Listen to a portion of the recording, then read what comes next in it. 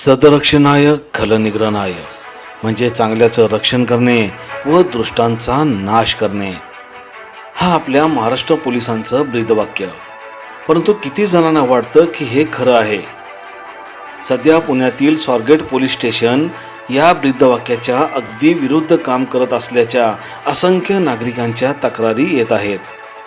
पैकी पहिली तक्रार समाजसेविका सौ भाग्यश्री साळुंखे मॅडमची आम्ही प्रसारित करत आहोत.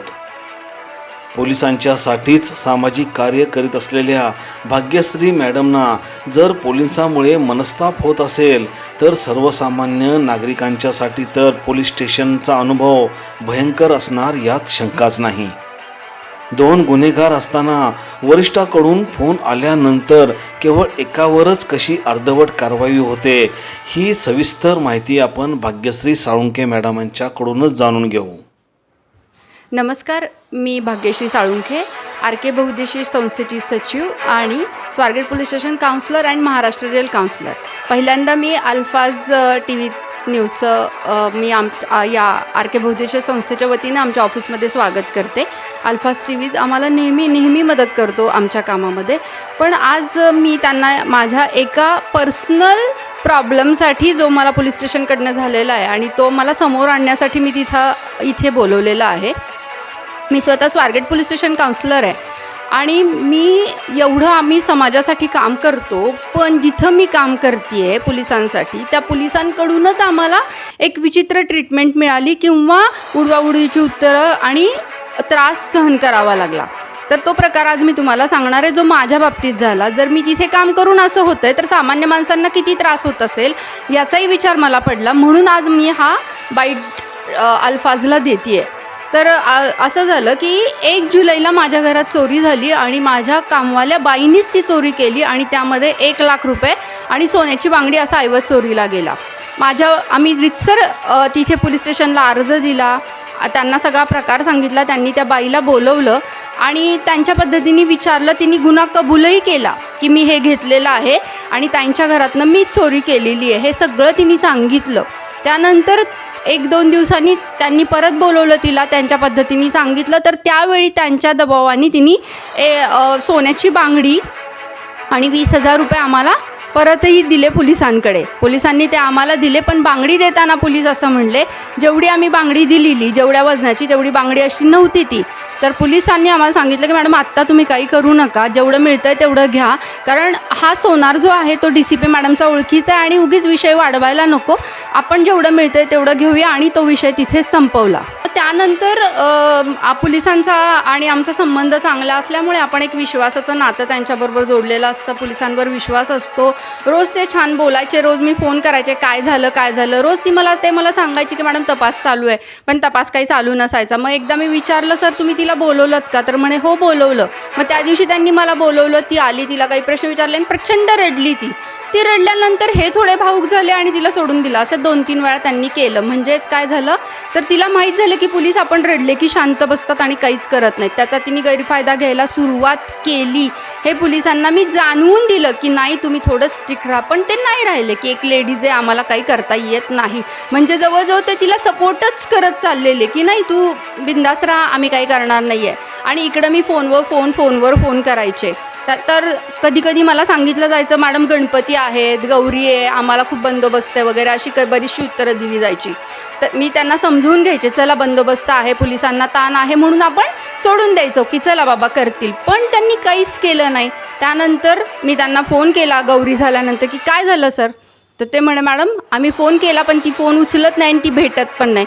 आणि इथं मी स्वतः सोशल वर्कर असल्यामुळे मी स्वतःच स्लममध्ये काम करते. 100 वेळा ती मला दिसायची, मी त्यांना सांगायचे, पण ते त्याच्याकडे दुर्लक्ष करायचे आणि ती बिंदास फिरत राहायची. हे बिंदास राहायचे, त्रास आम्हाला व्हायचा. म्हणजे गुन्हेगार बिंदास फिरतोय आणि तुम्ही शांत बसता, म्हणजेच तुम्ही त्याला सपोर्ट करता असं झालं. असं आमचं मत झालं आणि माझं 100% हे मत झालेलं की तुम्ही तिला सपोर्ट करताय. एकदा मी तिला असं पाहिलं, मस्त तयार झाली आहे, ती फिरती आहे, आणि मग मी पोलीस स्टेशनला गेले आणि म्हटलं नाही, मला FIRच करायचे. हे लोक पहिले जुलै महिन्यापासून हा प्रकार चालू होता, ऑक्टोबरमध्ये FIR झाली, तोपर्यंत हे FIR करूच नका म्हणून आम्हाला सांगायचे. पण मी 16 ऑक्टोबरला ऐकलंच नाही आणि मी म्हटलं की मला FIR करायची आहे. मग 16 ऑक्टोबरला मी FIR केली. FIR केल्यानंतरही ह्यांनी कुठलंही पाऊल नाही उचललं. नंतर दुसऱ्या किंवा तिसऱ्याच दिवशी मी त्यांना फोन केला आणि तिचा एका मित्राचं त्यांना नाव सांगितलं की याला तुम्ही बोलवा, हाच तिला सोडवायला घ्यायला सगळं मास्टर माइंड आहे, ह्याला बोलवा तुम्ही. हो नाही करत कसं तरी त्यांनी बोलवलं. तो मुलगा आला, त्यावेळेस त्यांनी आम्हाला बोलवलं. तो मुलगा, त्याची आई असं गयावया करत होते वगैरे. आमच्या पुढं हे लोक नाटकं त्यांची चाललेली नाही, असं तसं. मग त्याला सोडवायला कुणीतरी काशेवाडीतले सोशल वर्कर आले, ते आमच्या समोरच होते. त्यानंतर मी तुम्हाला पुढे जाऊन एवढंही सांगते की पोलिसांसाठी आपण खूप काम करतो, काही पोलीस खूप छान काम करतात, म्हणून संस्थेने त्यांचा सत्कार करायचं ठरवलेलं. त्यात स्वारगेट पोलीस स्टेशनचं नाव होतं. एवढं होऊनही आम्ही त्यांचा सत्कार केला आणि आम्ही तिथून निघून गेलो. त्यावेळी संदे जे आपले या सगळ्याचा तपास करतायत, API संदे सर आहेत, मला त्यांचं नाव आठवत नाही आहे, प्रशांत संदे म्हणून आहेत, ते तपास करतायत. तर त्यांनी मला एवढंही सांगितलं की मॅडम तुम्ही काही काळजी करू नका, मी बघतो. त्यानंतर मी त्यांच्या PIला भेटले. PI झावरे सर, सुनील झावरे म्हणून आहेत. तर त्यांच्याकडे गेल्यावर त्यांचं म्हणणं असं होतं की भाग्यश्री मॅडम तुम्ही सोडून द्या विषय, कशाला तुम्ही लागता या विषयामध्ये, तुम्हाला काय कमी आहे, 1 लाख रुपये तर आहेत, तुम्ही सोडून द्या म्हणे, पैसे रिकव्हरी होतच नाही. आणि म्हणे हा पिरियड खूप झालेला आहे, खूप गेलेला आहे, त्यामुळे ती निर्ढावलेली असणार आणि ती पैसे काही परत करणार नाही. हा ॲटिट्यूड PI झावरेंचा होता. जर पोलिसच असं म्हणणार असतील तर मग सामान्य लोकांनी काय करायचं किंवा आमच्यासारख्या लोकांनी काय करायचं. आणि गुन्हेगारांना मग एक साथच मिळते ना पोलिसांची, की जर पोलीस आपल्याला जर त्यांचा सारखा वॉच असता तर ती कुठेतरी घाबरली असती. पण हे त्यांनी तसं काही केलं नाही. आणि जावरे सरांचा हा ॲटिट्यूड म्हटल्यानंतर त्यांच्या खालचे लोकही तसेच वागणार. आणि संदे सरांनी मग त्या मुलाला सोडून दिल्यानंतर ह्या लोकांनी परत त्यांच्याच कामामध्ये ते गुंतले. त्यानंतर 5-6 दिवसांनी मी परत फोन केला की काय झालं. तर ते म्हणे की आमच्याकडे ना खूप मोठा तपास चालू आहे, आम्ही नंतर बघतो काय असेल ते. हे झालं. त्याच्यानंतर मला प्रचंड राग 30 तारखेला आला की FIR होऊन काहीसुद्धा होत नाही आहे, किती आपण सहन करायचं, आपले पैसे जाऊन आपल्याला एवढा त्रास होतो आहे तर आपण किती सहन करायचं. म्हणून तारखेला त्यांच्या वरिष्ठांकडे गेले, कमिशनर ऑफिसला वरिष्ठांकडे गेले. त्यांना मी सगळा प्रकार सांगितला. पोलीस सगळेच खराब नसतात, पण काही पोलीस खूप चांगले असतात, पण गव्हाबरोबर किडेही रगडले जातात असं म्हटलं जातं. वरिष्ठांकडे गेले मी कमिशनर ऑफिसला, त्यांना हा प्रकार सांगितला. त्यांचा मला खूप चांगला अनुभव आला. त्यांनी लगेच पोलीस स्टेशनला फोन केला, कारवाई करायला सांगितली. ज्या पोलिसांना ही बाई 3 महिने मिळत नव्हती, 30 तारखेला मी गेले, 31 तारखेला या बाईला त्यांनी अटक केलं. म्हणजे किती विरोधाभास आहे. आम्ही जेव्हा पाठीमागं लागतो तेव्हा तुम्ही काही करत नाही आणि वरिष्ठांचा फोन आला की तुम्ही कारवाई करता आणि लगेच गुन्हेगार तुम्हाला मिळतात. पण वरिष्ठांनी आदेश दिल्यामुळे तुम्ही कारवाई केली, पण फक्त आणि फक्त सगळे सोपस्कार केले. तिला आणलं, अटक केलं, कोर्टात हजर केलं, 1 डेची PC घेतली, ते पण तिला आणलं 3 वाजता. 4 वाजतासाठी तुम्ही तिला घेऊन गेलात तपासाला, 6:30 वाजता तुम्ही तिला परत जमा केला. असा काहीतरी प्रकार 100% झालेला आहे. त्यामध्ये तुम्ही रिकव्हरी 0 केली हे दाखवलं. रिकव्हरी झालीच नाही. दुसऱ्या दिवशी कोर्टात नेलं. बरं, तुम्हाला हे सांगायचं एक जबाबदारीचं काम होतं आम्हाला की आम्ही तिला आणलेलं आहे, कोर्टात नेतोय. मॅडम तुम्हाला यायचं असेल तर या, तुमचा प्रश्न. पण ही आम्हाला माहिती दिलेली नाही आहे त्यांनी. कोर्टात नेलं, 0 रिकव्हरी 0 दाखवली त्यांनी आणि तिची जेल एंट्री झाली. काय झालं तिथं काहीही आम्हाला कळलं नाही. म्हणजे हा सगळा सोपस्कार केला की आपल्याला वरच्यांनी सांगितलं आपण काहीतरी करायला पाहिजे आणि ते केलं. जेल एंट्री झाली, आपल्याला काहीच रिकव्हरी मिळाली नाही आहे. त्यांनी त्यांचं काम संपवलं आणि दाखवलं की आम्ही कारवाई केली. म्हणजे पोलिसांनी यात काय केलं, फक्त पाटा टाकायची कामं केली आणि कसं आपल्याला फसवता येतंय लोकांना हे त्यांना दाखवून दिलं आणि गुन्हेगारांना सपोर्ट कसा करतायत हे यातनं दिसतं. आणि मला अजून एक सांगायचं यामध्ये की जर सोनं तिने आम्हाला परत दिलं आहे म्हणजे ती गुन्हा सिद्ध झालेला आहे.